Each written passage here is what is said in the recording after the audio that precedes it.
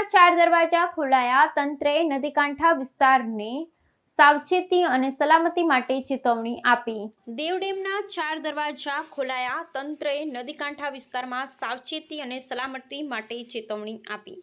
વડોદરા નજીક આવેલા દેવ ડેમમાં સતત વરસાદ અને પાણીની આવકને પગલે ડેમની સપાટી 87.30 મીટર સુધી પહોંચી ગઈ છે, જ્યારે રૂલ લેવલ 87.60 મીટર છે. પાણીની આવક સતત વધી રહી હોવાથી તંત્રએ સાવચેતીના ભાગરૂપે ડેમના 4 દરવાજા ખોલી દીધા છે. 4 દરવાજા ખોલવામાં આવતા નદીમાં હાલ 42.1578 MCM જેટલો પાણીનો જથ્થો છોડવામાં આવ્યો છે, જેથી ડેમની સુરક્ષા અને આસપાસના વિસ્તારોમાં પૂર જેવી સ્થિતિ સર્જાય નહીં.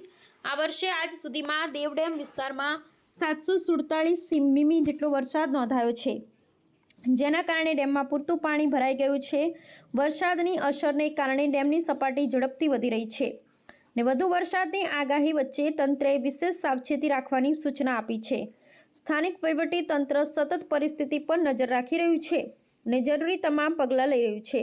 નદીકાંઠાના વિસ્તારમાં પાણીનું સ્તર વધી જતાં તંત્રએ લોકોને ચેતવણી આપી છે કે તેઓ નદીકાંઠાના પટમાં અવરજવર ન કરે.